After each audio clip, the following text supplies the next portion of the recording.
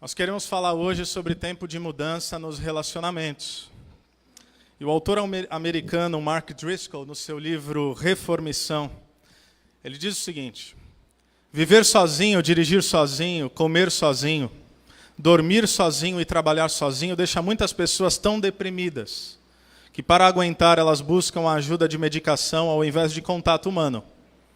O tempo, dinheiro e energia gastos pelas gerações anteriores com a construção de amizades e de vida comunitária, está cada vez mais sendo empregado em passatempos impessoais, tais como ter um animal de estimação ou em tratamentos de beleza. Ele continua dizendo: o declínio no capital social de nossa nação, falando dos Estados Unidos, mas certamente aqui a diferença não é grande, inevitavelmente reduziu toda a vida a uma cultura baseada em transações, na qual o único modo de conseguir que alguém o ajude é pagando. Assim, se você estiver solitário e quiser alguém para conversar, terá que pagar um conselheiro. Se não puder pegar a roupa na lavanderia, você terá que contratar uma assistente particular. Se quiser malhar com alguém, terá que contratar um personal trainer. E se o carro quebrar, você terá que chamar um táxi ao invés de pedir a um vizinho para buscá-lo.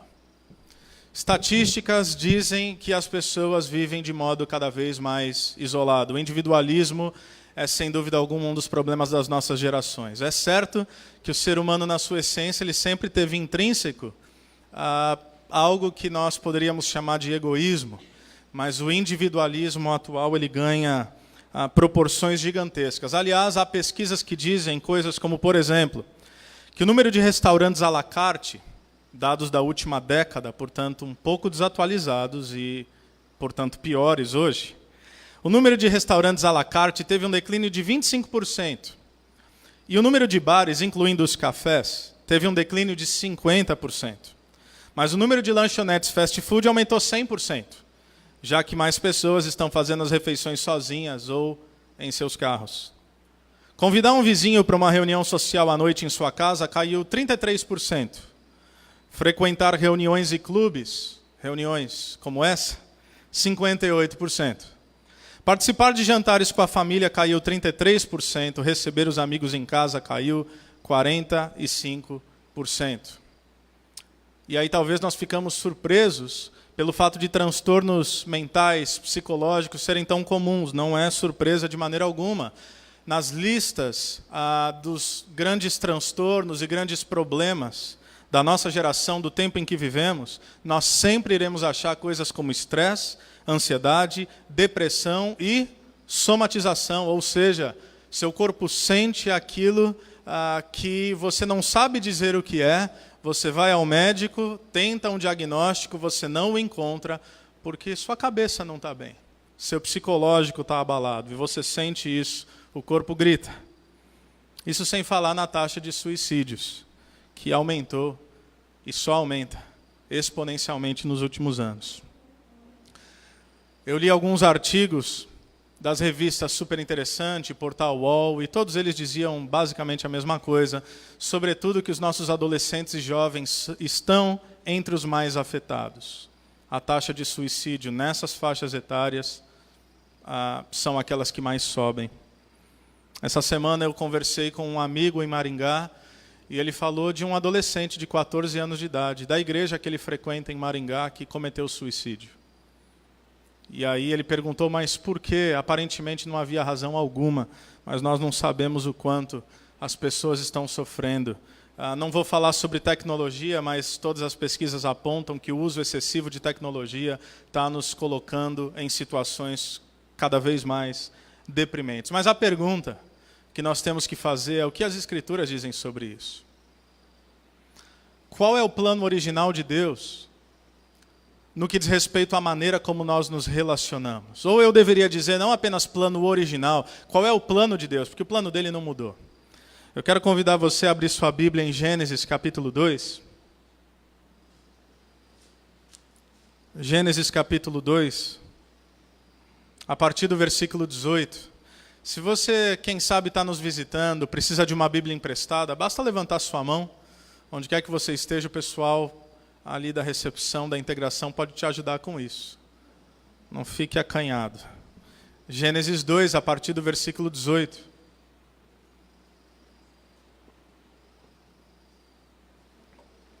Estamos numa série intitulada Tempo de Mudanças. Falamos semana passada sobre um tempo de mudanças nos nossos projetos pessoais. Hoje queremos falar sobre um tempo de mudanças nos nossos relacionamentos. Gênesis 2, a partir do versículo 18 até o 25, diz assim: Então o Senhor Deus declarou: Não é bom que o homem esteja só.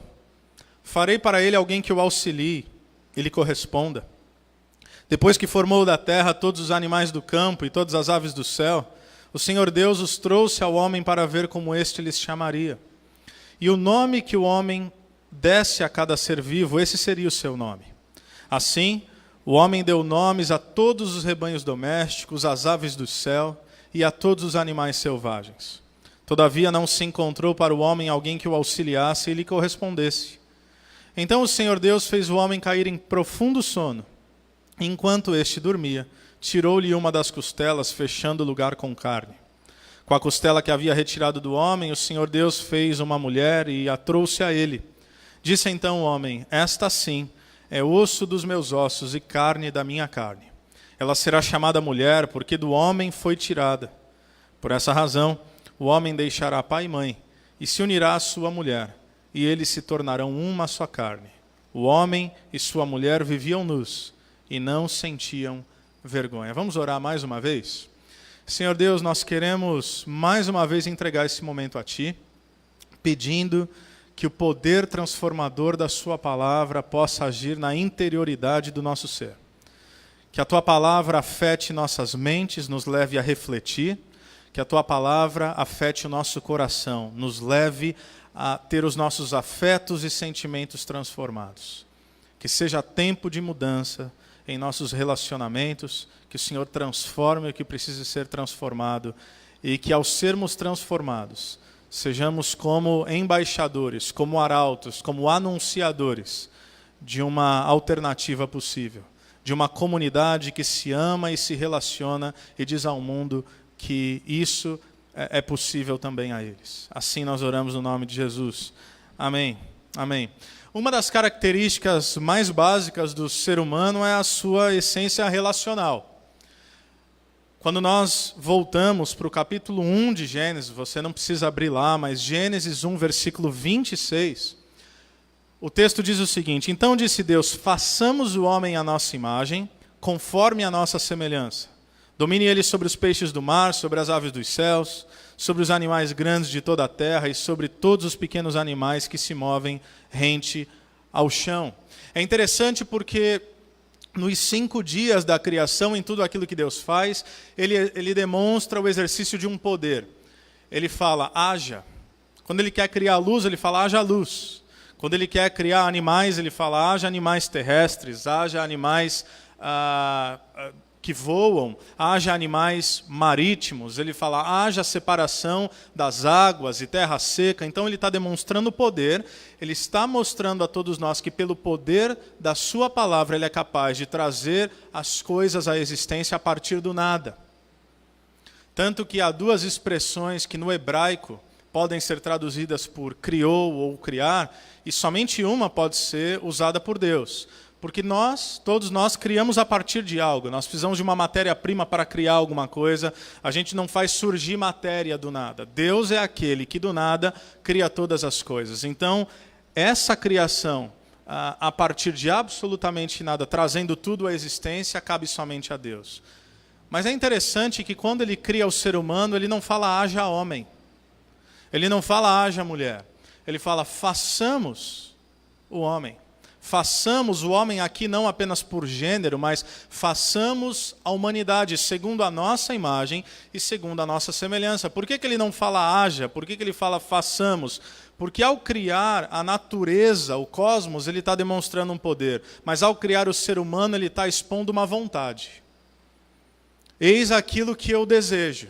Na terra, alguém que se assemelhe a nós aqui nos céus. Aqui é o Deus Trino. Por que ele fala no plural? Porque é Deus Pai, Deus Filho, Deus Espírito Santo, a Trindade envolvida profundamente na criação da humanidade. E tal como a Trindade é esse Deus único e ao mesmo tempo distinto, vivendo em harmonia plena, perfeita e eterna. Quando ele cria o ser humano, nós acabamos de ler no capítulo 2, ele não cria o ser humano para viver isoladamente. Ele cria o ser humano para refletir na terra esse relacionamento pleno e harmonioso que a Trindade vive na eternidade. Não por acaso, quando Deus cria a humanidade, a declaração é: o homem deixará pai e mãe e se unirá à sua mulher, e eles se tornarão uma só carne. Ou seja, há aqui uma comunhão, há aqui um relacionamento. E o homem, diante daquilo que Deus faz, ao lhe corresponder, ao lhe dar uma mulher, ele diz: essa sim é osso dos meus ossos e carne da minha carne. Ou seja, Adão está olhando para Eva e está dizendo: essa para mim é uma igual. É alguém de carne e osso. Alguém que eu posso olhar no olho, alguém que eu posso tocar, alguém que eu posso celebrar tanto as minhas alegrias como posso também compartilhar minhas angústias. E isso é muito interessante, porque as Escrituras dizem que Deus ia todos os dias no jardim e relacionava-se com o homem, mas o que há de poderoso aqui é que, embora Adão tivesse Deus, é o próprio Deus que diz: não é bom que o homem esteja só. E aí nós nos perguntaríamos: mas como assim só? Ele tinha os animais, ele tinha toda a natureza, ele tinha um jardim perfeito, não havia pecado ainda no mundo, ele tinha Deus. E quem tem Deus tem tudo, não é verdade? É verdade. Mas Deus não é um ser mesquinho, egoísta, com crise de vaidade. Deus entende que o ser humano precisa de pares, que o ser humano precisa de outros seres humanos para que ele possa se relacionar, porque o homem aqui com Deus, embora em Deus ele tenha a plenitude divina e espiritual, o homem sem um semelhante, ele se percebe sozinho, incompleto. Não tinha alguém com quem ele pudesse compartilhar a vida. Mas no capítulo 3, logo após a criação, existe uma ruptura relacional. Quando nós chegamos no capítulo 3, versículo 7, quando o pecado entra no mundo, e talvez você já tenha ouvido a história, Deus havia falado: olha, vocês têm todas as árvores, todos os frutos, pode comer de todos os frutos de qualquer árvore do jardim, menos um. Menos o fruto que está na árvore do conhecimento do bem e do mal, porque quando vocês comerem, certamente vocês morrerão. Aqui Deus falava de uma morte espiritual, aqui Deus falava de uma fragmentação da plenitude do ser humano criado à sua imagem e semelhança. Eva come, entrega a Adão, que também partilha desse mesmo fruto. E Gênesis 3:7 vai nos dizer que os olhos dos dois se abriram e perceberam que estavam nus. Então juntaram folhas de figueira para cobrir-se. Qual é a primeira coisa que acontece? Não é por acaso que Gênesis 2:25 diz que eles estavam nus e não sentiam vergonha, mas em Gênesis 3:7 eles continuam nus, mas agora quando o pecado entra no mundo, entra também a vergonha, ou seja, não há mais uma cumplicidade, não há mais transparência na relação, porque tendo o pecado entrado no mundo, o ser humano não mais deseja que o seu semelhante o veja como ele é. Ele se cobre. E nós temos nos coberto até hoje. Nós usamos máscaras sociais. Porque todos nós queremos ser aceitos. E todos nós desejamos ser amados. Mas a pergunta é: se eu me expor, se eu me desnudar, será que essa pessoa que está diante de mim, seja meu cônjuge, seja um amigo, uma amiga, seja um familiar, será que essa pessoa, se ela souber tudo o que eu penso, tudo o que eu desejo, tudo o que eu sinto, tudo o que eu almejo, se ele ficar de cara com as minhas maquinações, com as minhas loucuras, com as minhas falhas, será que ainda assim ele ou ela vai me amar e aceitar do jeito que eu sou? Quando surge essa dúvida, nós fazemos o que Adão e Eva também fizeram, nós nos cobrimos. Nós mostramos alguma coisa, mas não tudo. Mas não para por aí. Não apenas o relacionamento entre seres humanos é quebrado, o relacionamento com Deus é quebrado. Aquilo que era um relacionamento baseado em amor e confiança dá espaço ao medo. Gênesis 3, versículo 8. A pergunta de Deus é: onde é que você está, Adão? Ele se esconde. Por que ele se esconde? Porque ele sabe que ele está agora no erro. E mais uma pergunta que Deus faz é: não apenas onde você está, mas quem te contou que você estava nu? E é interessante esse tipo de diálogo. Quando Deus está falando onde é que você está, não porque Deus não soubesse, e quem te contou que você estava nu, não porque Deus não tivesse a resposta, o que ele está perguntando é por que você deseja se esconder e quem te convenceu a ter vergonha de si mesmo. Gênesis 3, 11 e 12, Deus fala, você comeu do fruto da árvore da qual lhe proibi comer? E aí o homem responde, foi a mulher que me deste por companheira. A ideia foi tua, Deus. Eu estava tranquilo. O Senhor me botou no sono, abriu minha costela, tirou essa mulher que o Senhor falou que ia me ajudar. Ó, foi ela. A mulher que tu me deste por companheira, que me deu do fruto da árvore e eu comi. O que está acontecendo aqui? O que está acontecendo é que, como consequência do pecado, há uma quebra da relação não apenas com Deus, há uma ruptura relacional da humanidade, transferência de culpa. Temos feito isso também até hoje. Porque é mais fácil justificar os nossos erros apontando os erros dos outros do que simplesmente assumir aquilo que fizemos e pedir perdão. Não é verdade? Em um conflito conjugal é muito mais fácil quando você ouve por que você fez isso? É muito mais fácil você responder eu fiz isso porque você fez isso primeiro do que simplesmente você dizer eu fiz isso porque eu não sei onde eu estava com a cabeça, me perdoa. Eu não devia ter te ferido dessa maneira. Numa amizade, é mais fácil ser orgulhoso e dizer olha, a minha atitude foi essa porque você originou tudo, do que simplesmente ser humilde e falar, sabe de uma coisa? A gente precisa se consertar. Nós somos amigos. A gente não precisa caminhar desse jeito, a gente não precisa dar continuidade a essa briga de ego tão absurda. Isso tem início em Gênesis 3. Não mais olhar para o outro e me enxergar nele, mas olhar para o outro e ver um estranho. Porque veja que as Escrituras dizem que Adão e Eva uniram-se um ao outro e se tornaram uma só carne. É claro que está falando aqui na profundidade do casamento, da relação conjugal, mas em essência, o ensino da palavra de Deus é que todos os seres humanos são criados à sua imagem e à sua semelhança. Portanto, Deus nos ensinou a pensar em nós. O pecado nos ensinou a conjugar o eu. Eu só conjugo o eu quando eu penso apenas em mim. Porque, na verdade, o plano original de Deus foi para que nos percebêssemos como comunidade. Não existe mais o outro. Apenas existe nós. Dependendo da maneira como eu me relaciono com o mundo, com o meio ambiente, com a sociedade, não tem o outro em essência, porque são reações em cadeia. Aquilo que te afeta hoje pode não me afetar hoje, mas certamente vai ter implicações sobre mim amanhã. E é interessante, quando nós pensamos sobre o casamento, por exemplo, quanto mais tempo eu passo com a minha esposa, com a Aline, nós estamos há vários anos já casados, nós completamos 11 anos de casado. 11 anos, amor? 11 anos. Eu teria problema se eu errasse a data. Mas é que a gente está em 2019, então eu fiquei confuso. Mas 11 anos. E quanto mais tempo eu passo com a Aline, mais parecido nós nos tornamos. Não é um homem e uma mulher vivendo debaixo do mesmo teto apenas, e é isso que muitos casais costumam pensar. Não, é um casal que em Deus se percebe como uma só carne. Não há mais os meus sonhos e os sonhos dela, embora isso faça parte da relação. Mas o que eu quero dizer é que não há mais os meus sonhos e os sonhos dela, é que agora nós não vamos impor um sobre o outro em detrimento da felicidade do outro para a nossa própria felicidade. Não, são os nossos sonhos, são os nossos projetos, são as nossas conquistas, é o nosso propósito de vida, é o nosso destino. O problema em muitos relacionamentos, sejam conjugais, sejam familiares, sejam de amizade, é não olhar o outro como um igual e conjugar o nós, mas é olhar o outro como um estranho.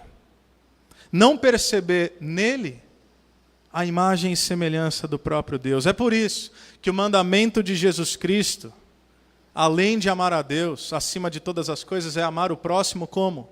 Como a nós mesmos. E depois ele intensifica esse mandamento ao dizer, amar o próximo como eu vos amei. É me ver no outro, ou melhor ainda, é ver no outro a imagem e semelhança do próprio Deus. E se Gênesis 3 é complicado, Gênesis 4 só piora, porque aí nós temos o relato dos primeiros 2 irmãos. Talvez você já tenha ouvido falar em 2 rapazes chamados Caim e Abel. Ambos oferecem algo a Deus. Um oferece os primeiros frutos da terra e o outro oferece um animal em sacrifício de holocausto. Deus se agrada de um, Deus não se agrada de outro. Aquele que se sente rejeitado, por não enxergar mais o irmão, por conta da queda, do pecado e da ruptura relacional, como parte de si mesmo, mas como um outro, o que ele faz? Ele mata o seu irmão. E aí é interessante que em Gênesis 4:9, Deus falando com Caim, que havia assassinado seu irmão Abel, Deus pergunta: onde está o seu irmão Abel? Caim responde: eu não sei. Seria eu responsável pelo meu irmão? Interessante que o texto segue, Deus não responde, mas se Deus respondesse, a resposta seria óbvia. Sim, você é responsável pelo seu irmão, porque sim, nós somos responsáveis uns pelos outros. Uma nova dinâmica de vida o Evangelho nos propõe. É por isso que Jesus reafirma a nossa essência relacional na oração sacerdotal, lá em João 17, pulando já para o Novo Testamento. A oração de Jesus ao pensar em nós é a seguinte: para que todos sejam um, Pai, como Tu estás em mim e eu em Ti, que eles também estejam em nós. Preste atenção, para que o mundo creia que Tu me enviaste. Isso é, a maneira como nós nos relacionamos se torna um testemunho para o mundo que fazemos parte da comunidade dos discípulos de Jesus Cristo. E ele continua dizendo: dê-lhes a glória que me deste, para que eles sejam um, assim como nós somos um. Eu neles e tu em mim, que eles sejam levados à plena unidade, para que o mundo saiba que tu me enviaste e os amaste como igualmente me amaste. Ou seja, nós começamos falando, mostrando o vídeo, trazendo estatísticas, fazendo citações de como uma das maiores carências, uma das maiores necessidades da sociedade é a necessidade por relacionamento. Como os seres humanos estão cada vez mais sozinhos. Eu tive a oportunidade de fazer um curso ano passado, alguns de vocês acompanharam, no mês de setembro ou outubro, na cidade de Nova York. Ganhei uma bolsa para estudar lá por alguns dias, e se há algo sobre o nova-iorquino, que é a cidade mais cosmopolita do mundo, o mundo inteiro está lá. Se há uma coisa que é verdade sobre o nova-iorquino, é que a vida do nova-iorquino é sozinha. É estranho você andar na rua. Ninguém olha para a cara de ninguém. Você está num trem, você está num metrô lotado, está todo mundo olhando para o celular. Quando eu digo todo mundo, é todo mundo olhando para o celular. Não é alguns, não é a maioria. Estão todos olhando para o celular. As pessoas podem esbarrar em você, você pode estar de cara para elas. Elas não vão falar com você. Alguns brincam, um dos nossos professores disse que se há uma coisa fundamental para um nova-iorquino é um terapeuta, porque não há como viver nesse nível de solidão e não precisar de terapia. E, na verdade, como eu li aqui, eles literalmente pagam para ter alguém com quem conversar. Quem dera essa fosse uma realidade somente na cidade de Nova York. É a realidade do mundo ocidental. Talvez isso não seja tão profundo aqui, na nossa cidade, na nossa realidade, mas cada vez mais nós vivemos em isolamento. Cada vez mais nós nos iludimos pensando que nós estamos conectados com uma série de pessoas e nos relacionando com uma série de pessoas, porque na verdade... Meu Deus, eu engoli um mosquito.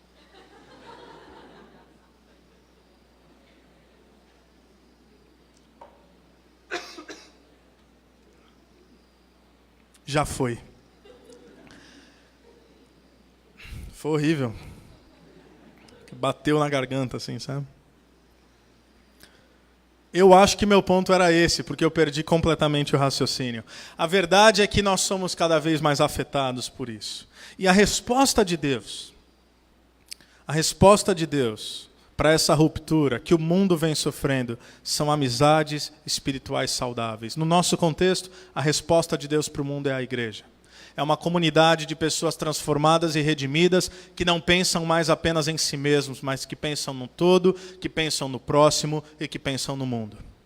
Dietrich Bonhoeffer disse que nenhum cristão pode desfrutar de Cristo sozinho, longe do seu corpo. Pois quando somos atraídos a Cristo, somos atraídos também para a comunidade. Isso é interessante, porque quantas vezes eu ouço pessoas dizendo, por exemplo, eu não frequento uma igreja, mas eu sou salvo. Eu não frequento uma igreja, mas eu creio em Deus. Eu entendo o que as pessoas querem dizer com isso. Talvez elas estão dizendo, eu tenho minha fé, eu só não sou um sujeito religioso, e eu realmente entendo esse tipo de fala e esse tipo de proposta, sobretudo para alguém que tem alguns estereótipos do que significa fazer parte de uma espiritualidade, de uma profissão de fé, de uma igreja. De repente, pessoas que se frustraram com imagens que não representavam de fato aquilo que é o Cristo.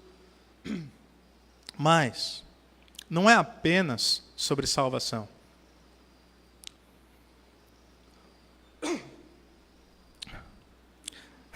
Vocês não sabem o que eu estou passando aqui. Viu?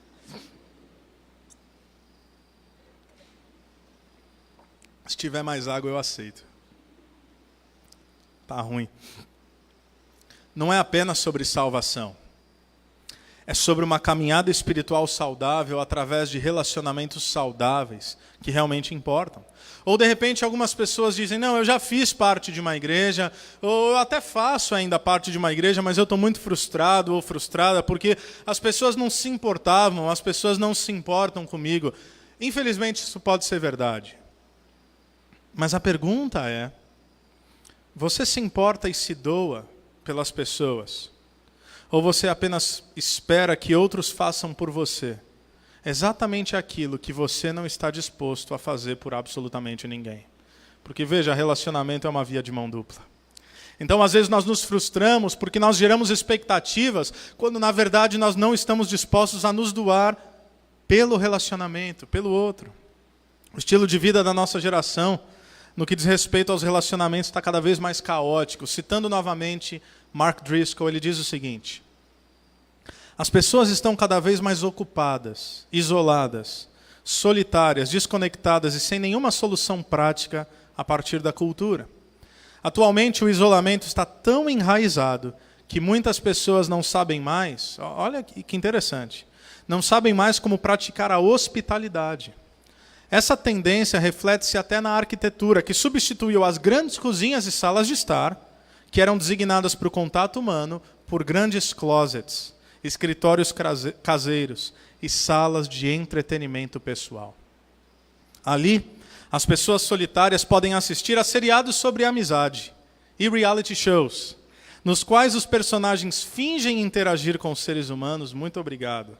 Uma coisa aparentemente fascinante e estranha para muitos indivíduos solitários e isolados. Enquanto isso, na casa ao lado, seus vizinhos, sozinhos, fazem exatamente a mesma coisa.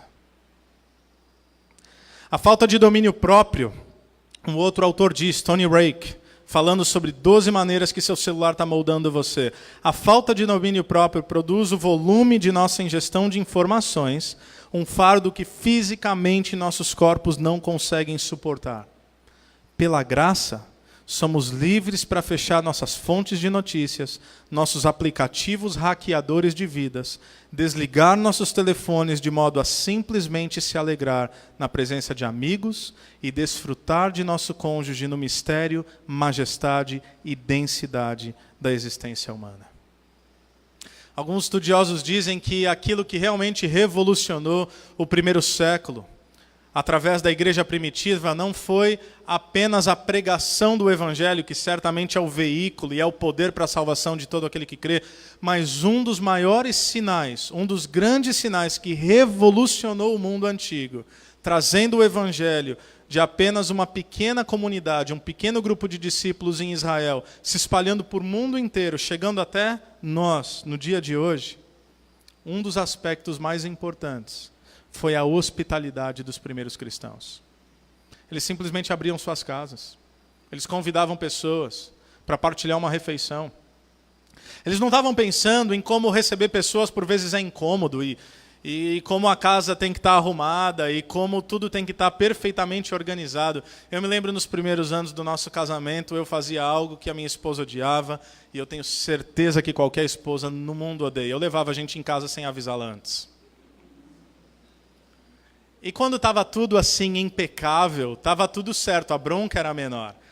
Mas, às vezes, ela era pega desprevenida e ela falava: meu Deus, por que você fez isso? Era o tempo de eu tocar o interfone e dizer: amor, estou subindo, estou com companhia. Ela tinha mais ou menos 30 segundos para pegar algumas coisas que tinham na sala, jogar no quarto e ficar tudo certo. Quem é casado sabe exatamente o que isso significa. Quem é esposa sabe exatamente o quanto isso causa profunda agonia. Mas os cristãos abriam suas casas. Eles davam de comer aos famintos. Eles amavam aqueles que precisavam ser amados. Eles oravam por quem estava aflito. E eles não apenas faziam isso por outros cristãos. Na verdade, há historiadores que dizem: como é que nós iremos competir com esses chamados da seita do caminho, ou os nazarenos, como eles eram chamados? Não apenas eles cuidam das necessidades de si mesmos, mas eles cuidam também das necessidades daqueles que não fazem parte dos seus ajuntamentos. E o Império Romano começa a cair em colapso. Em outros aspectos também, pela influência dos cristãos, que agora não podem mais oprimir uns aos outros nessa relação de mestre e escravo, porque agora somos todos iguais em Jesus Cristo e partilhamos a mesma mesa. Nós não estamos aqui para celebrar coletivamente a nossa individualidade. E não se engane, é possível você estar num ambiente como esse, cheio de pessoas ao seu redor, e você entrar e sair sozinho. Há pessoas que inclusive são boas nisso, há pessoas que inclusive querem isso. Talvez você seja aquele que chega no meio do louvor e sai antes de eu terminar a última oração. Porque tudo que você quer, você gosta da igreja, você gosta do ajuntamento, e você ouve as músicas, você canta, você ouve a palavra, mas talvez, e apenas talvez, você não tenha o interesse de se relacionar com outras pessoas que estão aqui.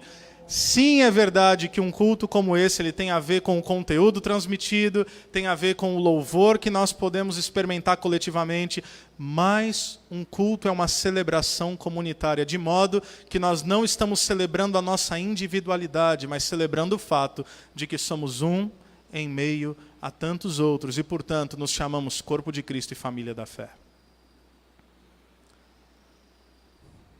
O fato de estarmos no mesmo lugar não necessariamente significa que nós estamos caminhando juntos.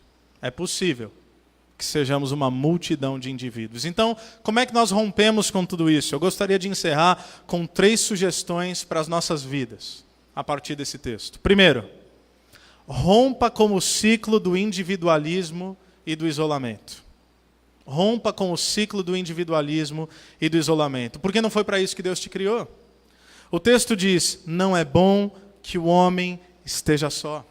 Deus nos criou para nos relacionarmos, nenhum ser humano é em si mesmo uma ilha. É o pecado que nos faz pensar que nós nos bastamos. E é verdade que nós precisamos de Deus, essa é a nossa maior necessidade. Mas é verdade também que nós precisamos uns dos outros.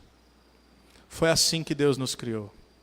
É interessante que na carta de Tiago, nos instrui a confessarmos nossos pecados uns aos outros. E aí você pergunta: confissão de pecado não é para perdão? É também. Mas confessar para ser perdoado é com Deus. Confessar para ser curado é com o irmão. Por quê? Porque tem vezes que você fala com Deus e você sabe que Ele te perdoou. Por quê? Porque as Escrituras dizem que todo aquele que confessar o seu pecado há de ser perdoado. Todo aquele que chegar diante de Deus há de ser lavado pelo sangue purificador de Jesus Cristo, o Cordeiro de Deus, que tira o pecado do mundo. Mas parece que às vezes é possível você ter orado, é possível você ter falado com Deus, é possível você ter lido nas Escrituras, mas ainda é possível que você carregue sobre si um fardo e um peso que parecem insuportáveis. E aí, o que você precisa é falar com alguém. O que você precisa é olhar no olho de alguém e dizer: cara, eu preciso desabafar. Eu estou passando por algumas coisas e eu preciso de ajuda. Ou de repente você não espera absolutamente nada da pessoa. Você não está pedindo que ela faça absolutamente nada. Você só precisa colocar para fora. Já se sentiu assim? Às vezes você precisa falar, às vezes você precisa simplesmente cair em lágrimas. Talvez você não consegue verbalizar aquilo que você está sentindo. E aí as lágrimas vão lavando a alma. Por isso que a gente insiste tanto, participe de um pequeno grupo. Conheça pessoas, se relacione com elas. Então, primeira sugestão, rompa o ciclo do individualismo e do isolamento. Segundo, desfrute dos relacionamentos como presente de Deus.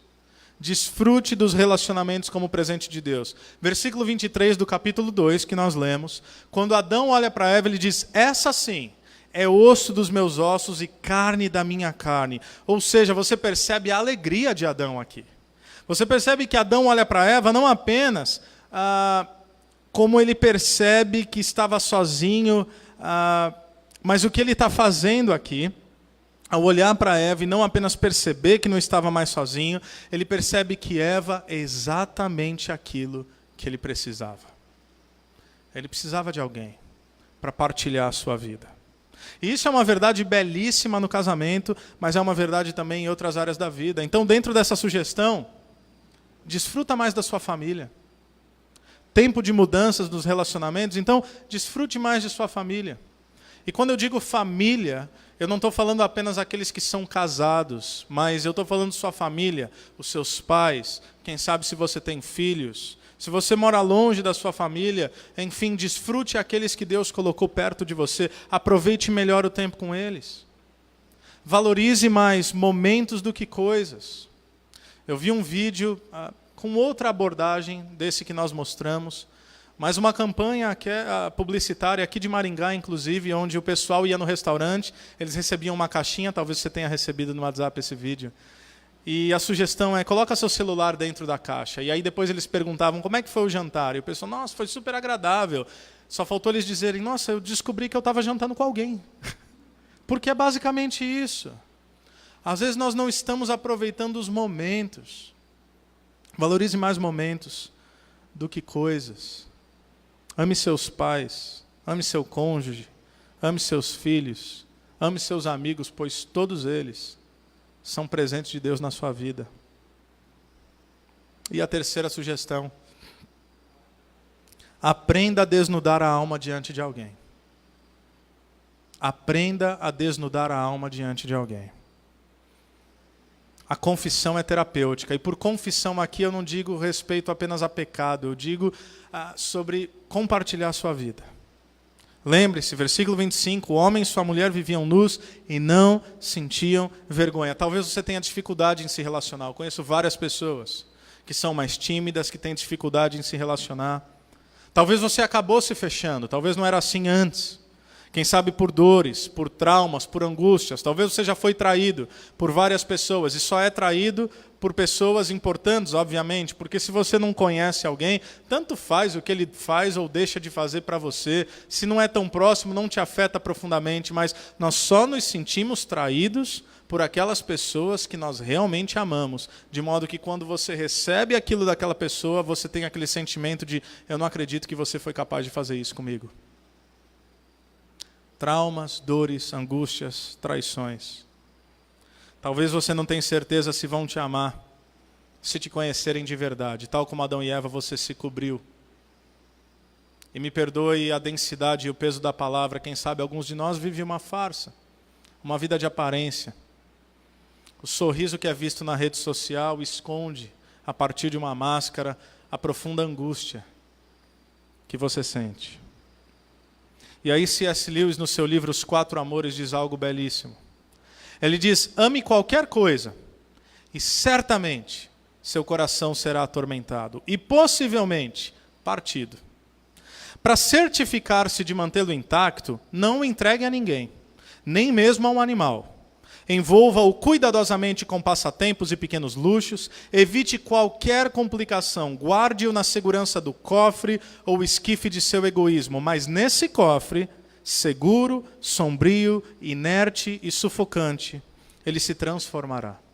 Não se partirá, mas se tornará indestrutível, impenetrável, irredimível.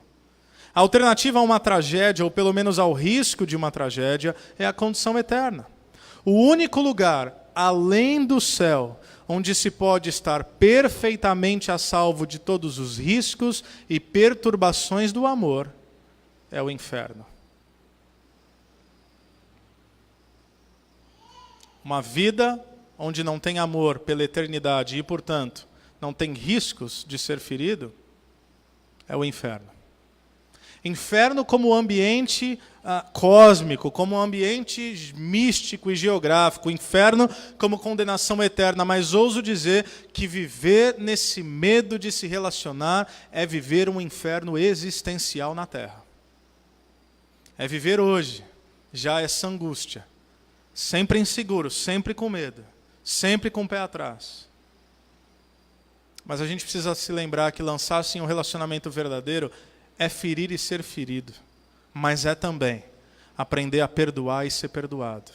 Viver um relacionamento verdadeiro é viver num ambiente de cura, onde nós vamos sendo feridos e moldados naquilo que precisamos ser, mas vamos sendo continuamente curados, porque nos relacionamos com quem amamos e por quem somos amados.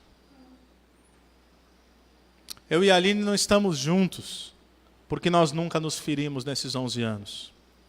Nós estamos juntos porque nós entendemos que o nosso compromisso relacional e o perdão está além dos nossos desapontamentos. Relacionar-se com alguém no ambiente conjugal ou em qualquer tipo de relacionamento é entender que eu preciso ser humilde, que eu preciso perdoar e que eu tenho a possibilidade de ser perdoado. E se você tem qualquer dúvida se isso é possível, se isso é utópico, olhe para Jesus. Olhe para Jesus. Ele foi traído, abandonado, não tratado como merecia. A palavra de Deus diz que ele foi homem de dores, passou por muito além do que qualquer um de nós jamais imaginou passar. E a pergunta é como é que Jesus agiu? Com sobriedade, com responsabilidade. Responsabilidade, eu digo aqui, não usando uma nomenclatura burocrática, mas ser responsável nos relacionamentos é assumir a responsabilidade para que ele dê certo. Se Jesus não assumisse a responsabilidade por nós, o nosso relacionamento com ele não teria chance alguma de dar certo. Ele disse, se é para alguém ser ferido, se é para alguém morrer, simbólica e literalmente nesse relacionamento, que seja eu, para que com a minha morte haja vida num relacionamento pleno. Foi o que Jesus fez. A oração dele na cruz não é, Pai, estão me matando. Pai, faça alguma coisa. A oração de Jesus na cruz é, Pai, estão me matando, mas perdoa-lhes, porque eles não têm ideia daquilo que eles fazem. Imagine se nós olhássemos com o mesmo olhar de compaixão de Jesus para as pessoas que estão ao nosso redor. Para que quando elas nos ferissem, ao invés de buscar uma vingança, ao invés de buscar uma revanche, nós pensássemos, Pai, perdoa porque ela não sabe o que ela fez. Pai, perdoa porque ele não sabe o que ele fez. Pai, me dê o mesmo coração de Jesus para que eu assuma a responsabilidade. Porque a única maneira desse relacionamento der certo, ou dar certo, pelo que eu percebo, é se eu trouxer sobre mim, mesmo que seja o ônus da relação, para que isso tenha um futuro. Você pode não conseguir. Aliás, nenhum de nós consegue, nas nossas próprias forças. Deixar para trás, perdoar, superar, amar, confiar de novo. Eu conheço pessoas que estão amarguradas por coisas que aconteceram nas suas vidas há 30 anos atrás. Que nunca conseguiram superar. Que tentam se agarrar no fato de estar certo e não querem ser felizes. Às vezes, você precisa deixar de estar certo para querer ser feliz. Ok, te feriram, ok, alguma coisa aconteceu, mas há quanto tempo você está preso nisso? Nós podemos não conseguir, mas ele conseguiu. E a promessa é que nós conseguiremos através dele. Portanto, com a ajuda de Deus, a minha oração para mim e para você é que nesse ano, você possa tomar decisões sábias, você possa consertar o que foi quebrado, você possa melhorar o que precisa ser melhorado nos seus relacionamentos. Eles já são bons, glória a Deus por isso, que sejam ainda melhores. Que nós possamos, em nome de Jesus Cristo, viver um tempo de mudanças nos nossos relacionamentos e que Deus nos ajude. Amém?